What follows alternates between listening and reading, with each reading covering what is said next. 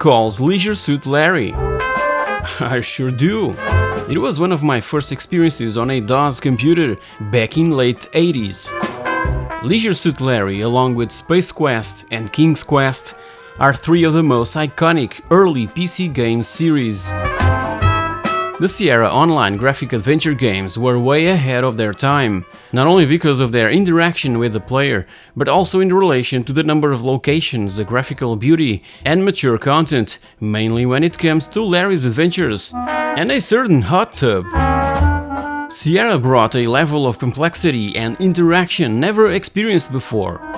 Practically everyone who had a PC back in the 80s played or owned a physical release of at least one of Sierra's titles.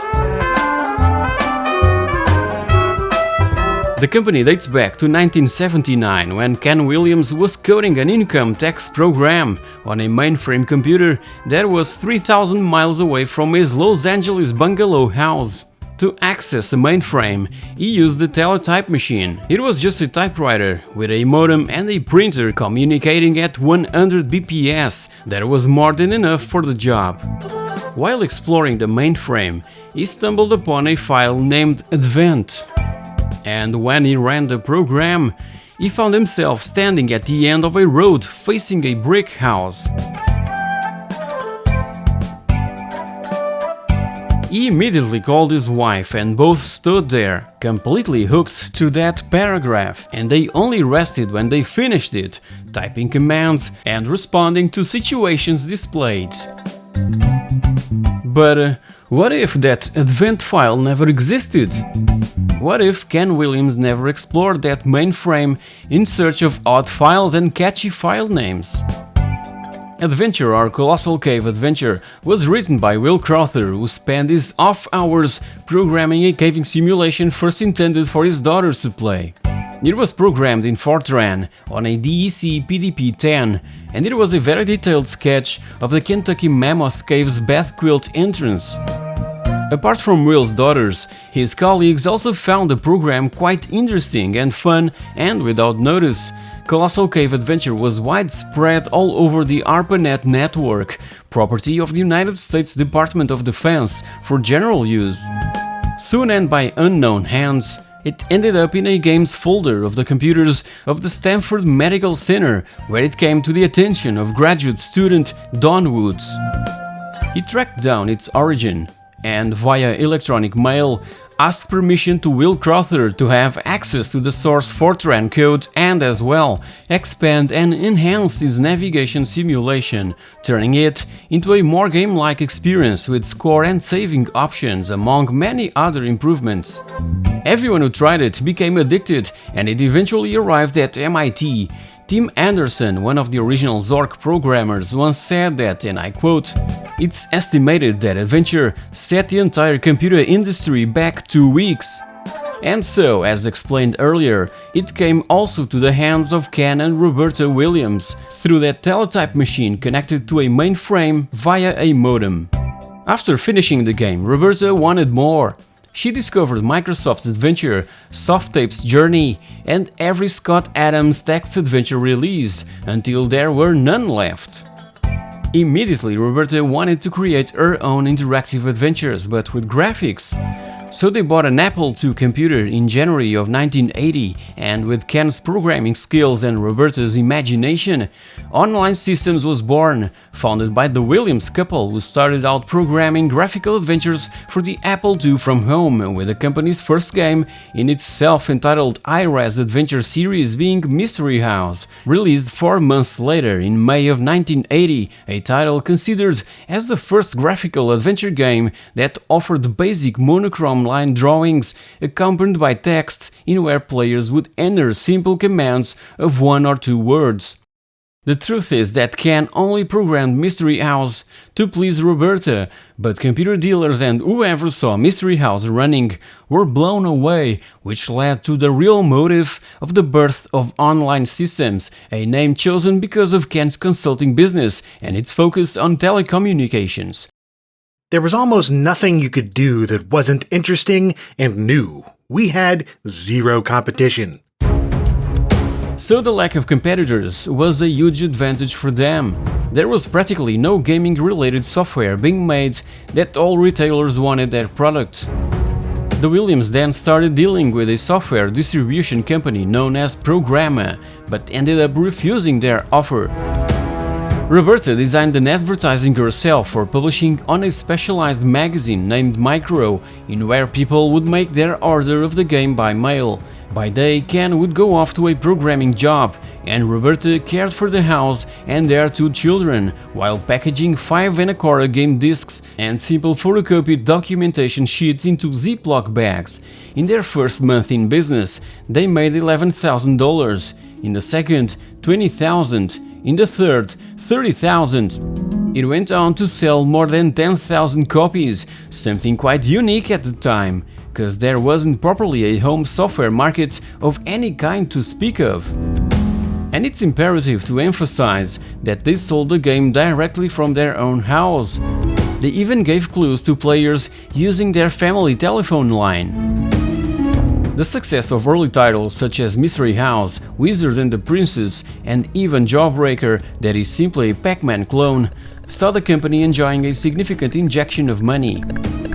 During that initial period, Soft Porn Adventure also contributed to that success, a game that involved a hot tub and some of the female members of the newborn company, Roberta included. Mission Asteroid was a follow-up on Sierra's iRes Adventure series, curiously numbered as 0, even being the 3rd release. So in mid-1982, Ken leaves his day job and, together with his wife, renamed the company to Sierra Online, mainly because there was already a large company who owned the rights for the name Online Systems. Now being based at Yosemite in the Sierra Nevada mountains, the couple decided on Sierra Online, a name that would soon become synonymous of engaging and thrilling adventure video games. Things were looking pretty bright for the Williams, with magazines and TV shows begging for exclusive interviews, big corporations offering millions to buy their whole operation, investors lining up offering money and advice, etc, etc. Even Disney and Jim Henson wanted to talk about licensing deals. And in late 1982, it was time for IBM to come knocking at the Williams' door, asking if they were willing to develop software for their new home computer. For a computer guru such as Ken, IBM was the biggest and most powerful company in the world. Ultimately, the Williams said yes to all of them, except for the buyout offers. All those companies and people were telling Ken that the new low-cost home computers were the wave of the future, replacing the old Atari VCS video game system. The new Commodore VIC-20 and the TI-99/4A were selling well and fast. So the advice was to get the most games out there for those new home computer users that were hungry for games for their brand new machines. And the simpler those games were, the quicker they were also to be ported from platform to platform, and especially onto cards for all those users that didn't own or never used a cassette drive. So Ken made plans to have 100 separate products ready for release right in 1983. For that to be possible, he hired dozens of programmers to fabricate action games that could be easily ported from one system to the other. We believe the home computer market to be so explosive that title saturation is impossible.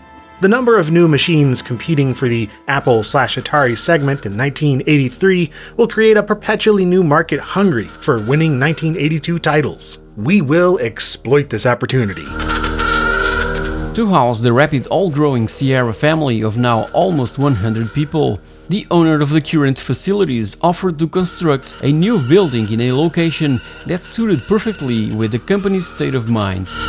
Ken agreed, accepting a monthly rent of $25,000, and along with Sierra's new offices, the Williams hired an architect to design their new $800,000 dream house by the Fresno River, complete with racquetball and volleyball courts.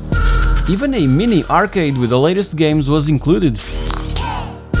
By the time they moved into the new house, by September of 1983, things weren't so bright anymore.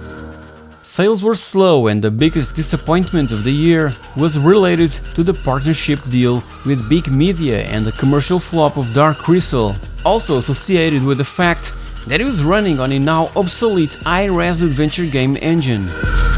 In contrast, the one and only real hit of the year came from John Harris, one of the first programmers working for Sierra Online, previously responsible for the Pac-Man clone Jawbreaker, and now for the officially licensed port of the arcade game Frogger. And for despair of Ken Williams, it was Frogger the big Sierra hit of 1983. There have always been differences between the two, and the environment would become polluted every time they crossed paths.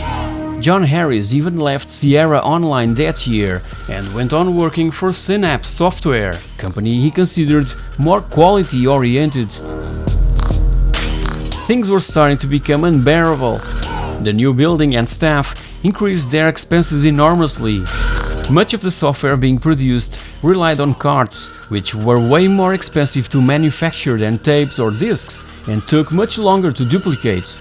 And because much of the industry is following Sierra's steps, the cartridge manufacturing was at its peak of production. As an example, to get games ready for the Christmas rush, companies had to send them to manufacturing 6 months in advance. But the worst happened. The second half of '83 was really harsh to Sierra Online. The video game crash, as it became known, left the company with tens of thousands of unsold cards just sitting in warehouses, and the machines for which those cards were made weren't at all the next big thing, as those self-declared brilliant minds predicted to Ken Williams a few months before. Millions of dollars of inventory were doomed, and no one was willing to buy them. Sierra Online was struggling to pay their bills, and the only thing left to do was to start cutting. It went from 100 employees to just around 20. Ken even offered a 10% share of the company to his landlord if he could forgive them the rent for a few months. It was a failed attempt, because even the landlord, who knew nothing about their business, saw Sierra Online as a defunct company. Their dream was about to end, but one final hope remained: their contract with Big Blue, signed some time ago. Even prior to that contract, IBM partnered with Sierra Online when they were about to launch the original IBM PC, the 5150, back in 1981. IBM hired them to port to their new and upcoming machine one of the biggest hits that year on the Apple II, The Wizard and the Princess. The prototype of IBM's new system was delivered to their doorstep in an X-ray resistant lead chest, sealed with solder, and should be stored and used in a room without windows that should be kept locked at all times.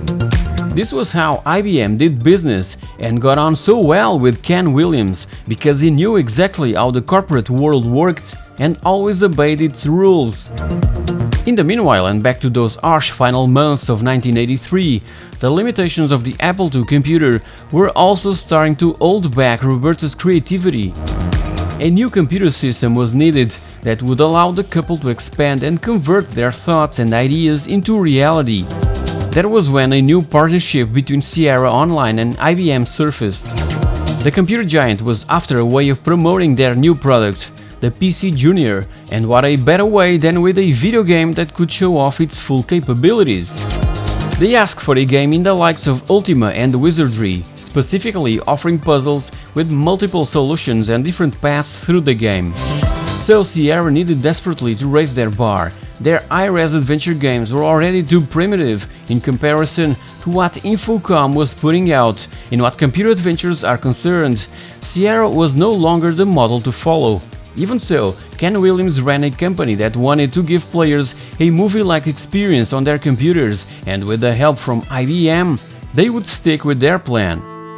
So Ken and Jeff Stevenson pitched IBM a new type of adventure game, in where most of the screen would be given over to the graphics and the avatar would be visible on screen, with the player able to move it around within each section using a joystick or the arrow keys on a keyboard, also offering the illusion of depth.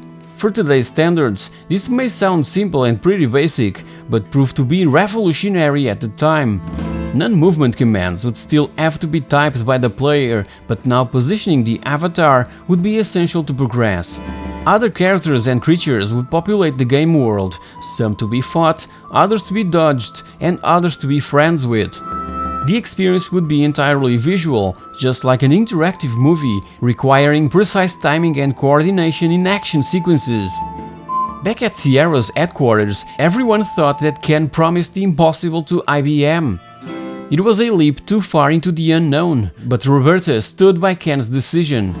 They now had 128K of memory to work with, not 48K, and one of the main selling features of IBM's upcoming PCjr was its bright 16-color graphics. Artists would still have to draw each scene on paper, but now using colored pencils, and these drawings would then be traced using a graphics tablet connected to a computer, where they would be stored using the vector graphics techniques Ken had developed back in the days of Mystery House and The Wizard and the Princess. IBM injected Sierra Online with $700,000, a top-secret project named Project Siesta, for the development of a new and groundbreaking game engine and several other pieces of software for their new computer. So the first animated 3D adventure game was born, King's Quest.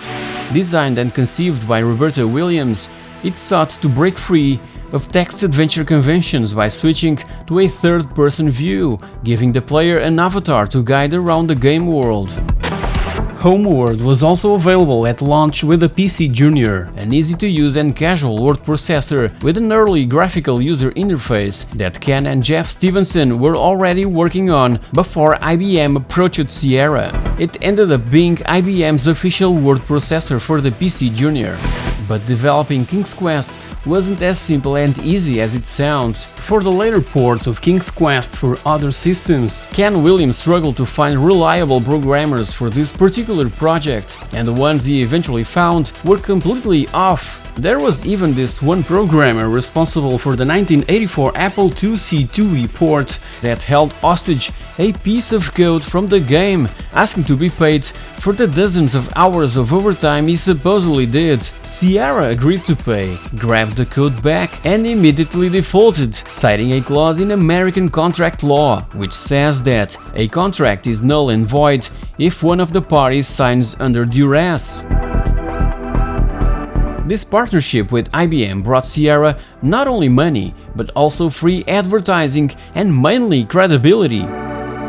A funny thing is that when IBM finally unveiled to the world the final design of the PCjr in November of 1983, got everyone amazed and intrigued, Sierra included. With all their involvement in the machine's development, they never had access to a real production model, and by the time the PCjr was shipped to stores in March of 1984, Ken Williams had to drive to a Computerland store down the road to buy his own. And on his way home, he decided to make a stop at the cinema, leaving the PCjr in his car. It ended up stolen.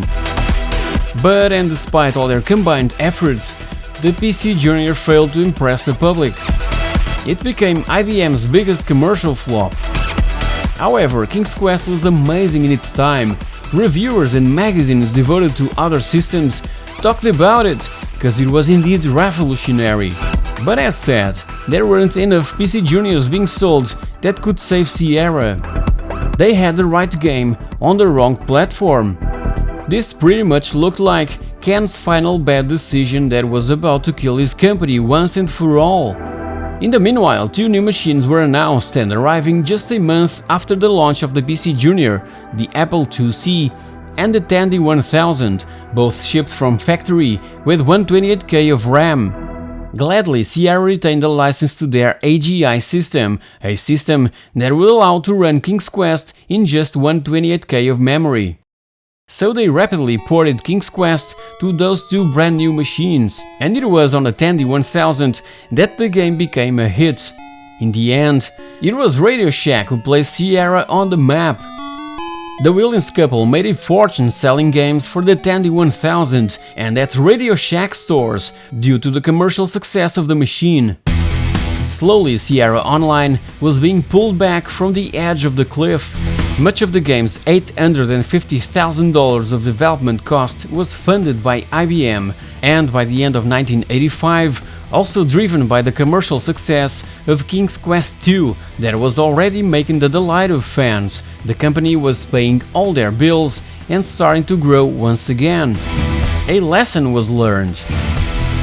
The AGI system was capable of producing beautiful and graphically detailed locations, and the freedom, the chance to perform different actions on different objects, and the extensive vocabulary offered the chance to create fascinating, unseen and unique worlds, allowing Sierra Online to hire more developers to work with this new tool that resulted in some of the most iconic franchises in gaming history: Space Quest, Leisure Suit Larry and Police Quest. This came at the perfect time and to the perfect platform. Back in the day, using MS-DOS was something for geeks. Running a computer back in those days was a true challenge, an intricate puzzle and a really unforgiving one. So all these factors were perfect for Sierra's adventure games, thus the success and acceptance from the public, aka geeks, from the 80s and early 90s. Characters in early Sierra adventures were controlled entirely using a keyboard or joystick, and most interactions were handled through a text parser. Since the action takes place in real time and doesn't pause when we type, certain games require that we either get better at our keyboard skills or simply by typing the next command before entering a dangerous situation, waiting to trigger it with the enter key at the right time. Given the controls, it's very easy to walk off cliffs or otherwise get ourselves killed in rather awkward and stupid reasons. Their games featured numerous dead ends. Forgetting to grab an item could be disastrous later down the road, even killing the character suddenly, requiring constant saving and reloading. As the name suggests, King's Quest is about a kingdom with wizards, witches, magic spells, and so on. The original PCjr release was quite simple, but the re-releases were greatly expanded and subtitled Quest for the Crown.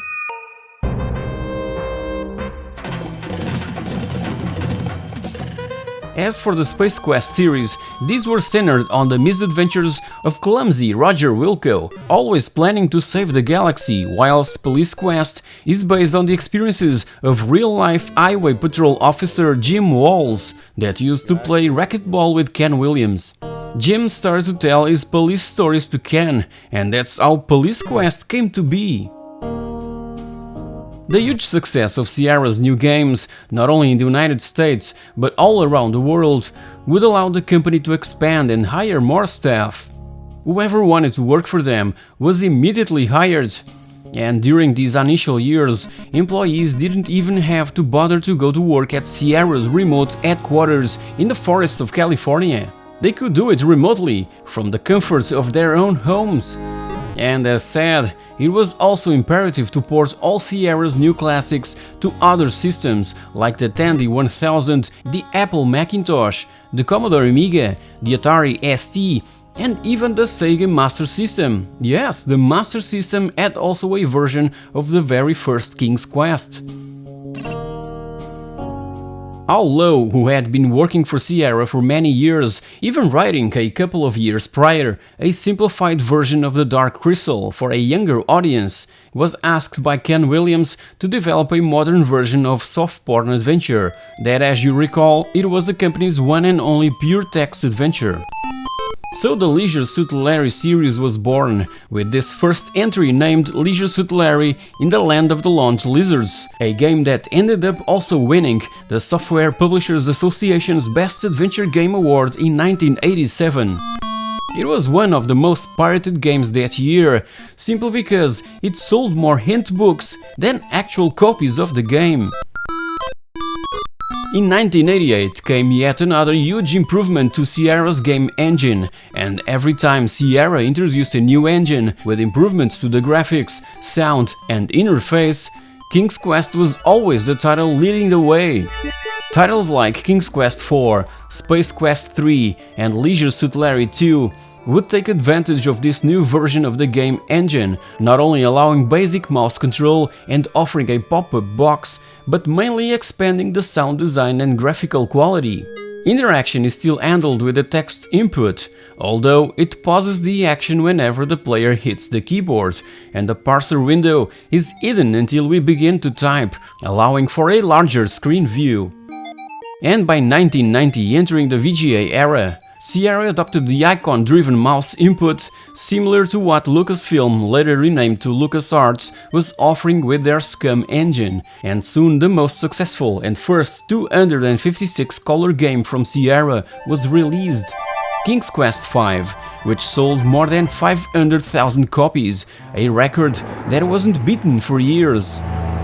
Backgrounds were now usually paintings that were scanned into a computer, and the characters were often rotoscoped actors. The text-based input was entirely ditched, now using the same 4 icons for walk, look, interact and speak, although some now have additional ones, like smell and taste in the Space Quest series. The smell down here isn't as bad as you thought. And the zipper icon in Leisure Suit Larry. Sierra's games were now being released on CD-ROM, offering full and professional voice acting, so it was during this period that Ken Williams started to demand more from his employees. Sierra was, by this time, a creative powerhouse. It was also in the dawn of this new decade that Ken Williams had a vision, which he called the Constant Companion, mostly targeted to seniors. Ken wanted to offer elderlies access to an online network 24 hours a day and 7 days a week, where they could pick, for instance, a bridge game under a user interface that anyone could understand. The Sierra network emerged in 1991, in a time that there was no internet. So Ken Williams needed all the help he could get from the biggest telecommunication companies around to make it happen.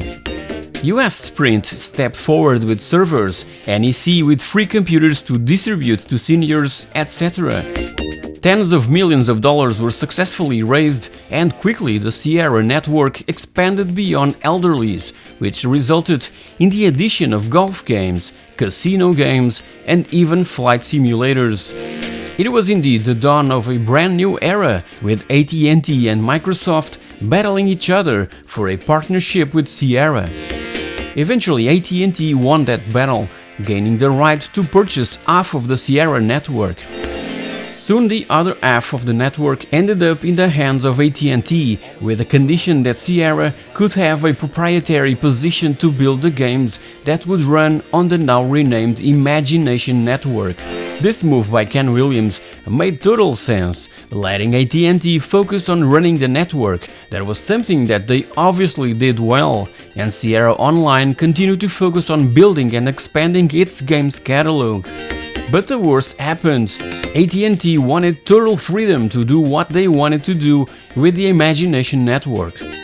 Sierra's games were being rejected by the new owner, and the network was even being recoded to not being compatible with Sierra's proprietary programming language. Ken's worst dreams became reality, and his baby was lost forever.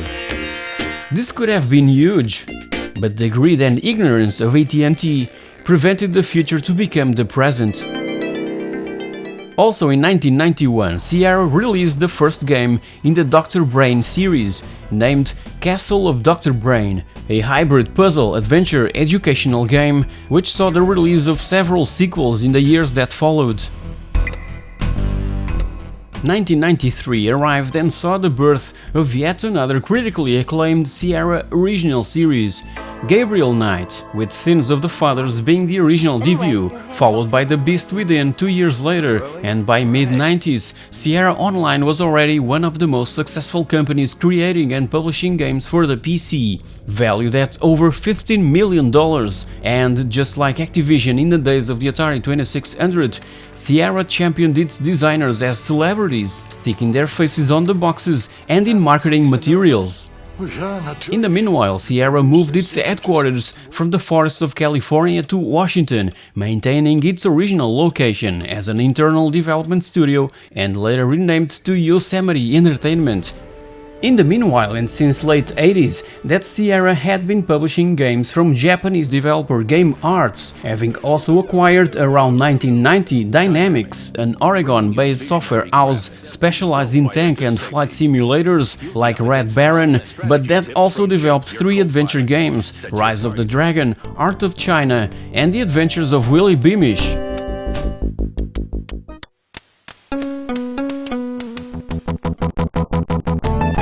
The Dynamics team was later put to work developing Space Quest V. Another studio purchased by Sierra was French Cocktail Vision. Their main title was the Goblin series, focused on puzzle solving, but they also had their own and unique multimedia projects like Inca and Lost in Time, being their games quite original, but just too weird for most players. Another successful acquisition was Papyrus, that were, during the 90s, the masters in racing simulators for the PC, with notable releases within the IndyCar and NASCAR racing series, and later Grand Prix Legends. Sierra Online really focused on knowing the companies they were buying. Every acquisition was a success, mainly because Sierra wouldn't destroy them after the purchase, like many others would do. Sierra would never mess around with working and winning formulas. They focused on buying creative people, accustomed on doing things they were passionate about. Accounting and manufacturing were the only new things introduced by Sierra in the working flow of the studios they acquired. By then, Sierra Online was composed by 5 separate and largely autonomous development divisions, with each group working separately on product development, but sharing manufacturing, distribution and sales resources, and by June signed an agreement with Pioneer Electric Corporation to create a joint venture that would develop, publish, manufacture and market entertainment software for the Japanese market. From this joint venture, Sierra Venture was created, with Sierra and Pioneer investing over $12 million, immediately manufacturing and shipping over 20 of Sierra's most popular games to Japan, and creating in the process new titles for that particular market. It was a hugely successful year for Sierra. They were leading the market in what PC games were concerned, and once again, Sierra pushed the boundaries in all aspects with the release of the graphically violent and disturbing full-motion video point-and-click game Phantasmagoria. It costed 4 times more than it was supposed to, but where there's controversy, there's huge sales. They went too far with this one, but in 1995 it became the best-selling game of the company, grossing over $12 million and selling 300,000 copies in the first weekend only. Overall, it sold over 1 million copies. The retailer Comp USA, however, refused to stock Phantasmagoria when it was released. The dream would start to come to an end in 1996 after the purchase by CUC International. From 1980 to 1996, Sierra created so many incredible and original titles. Its healthy expansion during that period attracted the big corporations that completely killed all motivation and creativity that Sierra was known for, turning its business into pure greed, with the one and only goal of impressing shareholders. But by selling his company, Ken Williams truly believed that he was safeguarding Sierra's future, both for shareholders and for employees, but he was wrong, and soon watched his firstborn being brought to the ground without having the power to do anything about it. There was no respect for the games and for the people who made them, that were what got Sierra to that respected place in the industry. Entire divisions were closed, 50% of the workforce was laid off, and the remaining team was yanked to Seattle. In an effort to step away from the adventure titles once and for all, they were the only ones who believed and stood by a little game called Half-Life that was being developed by a studio that no one had even heard of at the time, Valve. Around November of 1996, Ken Williams met with the founders of Valve and negotiated Sierra's exclusive rights to publish Half-Life, which Ken himself debuted at E3 in May of the following year. By November of 1997, Ken Williams departed from CUC International, while Roberta remained with Sierra until the release of King's Quest: Mask of Eternity in December of 1998. Between all that, major acquisitions and fusions were being made. By December of 1997, CUC merged with HFS Incorporated, and the two companies jointly formed the Ascendant Corporation with more than 40,000 employees and operations in over 100 countries, which led, in March of 1998, to the exposure of one of the largest cases of accounting fraud ever recorded in the United States. This would lead to another wave of layoffs and of reputed executives being sent to jail, whilst stock values fell abruptly. Still on November 19, 1998, Sierra published Half-Life for the PC, known today as one of the greatest games of all time, and in the following day, the 20th, Ascendant Corporation announced the sale of Sierra to a French company called Havas, who then sold it to Vivendi soon after. By this time, there was practically no one left from the original creative teams behind those beloved franchises. Then the new Sierra tried to revive those series with new sequels, but these turned out to be really embarrassing projects. By this time, the industry was already full steam onto video game consoles and 3D gaming, and as hard as it could be to accept, the golden age of adventure games was definitely over. So in the 22nd of February of 1999, the founding studios in the forests of California were closed on a day forever remembered as Chainsaw Monday. Among the hundreds of people that lost their jobs, designers Al Lowe and Scott Murphy were also laid off, and at the time, Leisure Suit Larry 8 and Space Quest 7 were in their early stages of development. He's got something else planned for me? After 1999, Sierra almost entirely ceased to be a developer, and as time went on, instead became a publisher of games by independent developers. Times that followed saw more layoffs and closures, with Sierra Online being also renamed to Sierra Entertainment.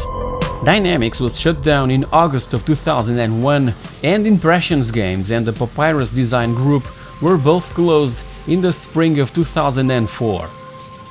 It all collapsed with the final shutdown of all operations on the Washington offices in Bellevue.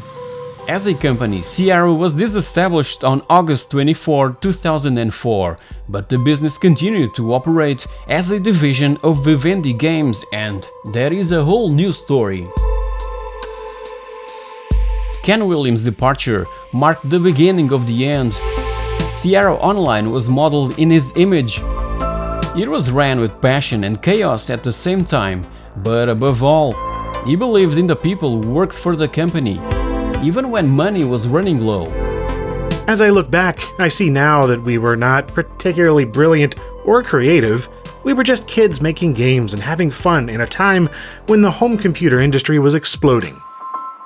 Sierra Online left a huge mark mainly on PC gaming history, despite some controversial content here and there. Their games may look quite dated nowadays, but they can still bring back some fond memories from those golden years in gaming history for many gamers like myself. It's still a mystery how a programmer with little interest in designing games and a self-declared storyteller with little interest in computers managed to produce Mystery House together, and we all have to be grateful to that small advent file. It inspired people that offered us so many incredible and memorable adventures that are so deeply carved in the memory of those who experienced and lived through the golden era of adventure games. Our games look pretty bad by today's standards, but viewed from a historical perspective, they were really great. We understood how to entertain and surprise the player. Thank you very much for watching, and I'll catch you all in my next video. Cheers!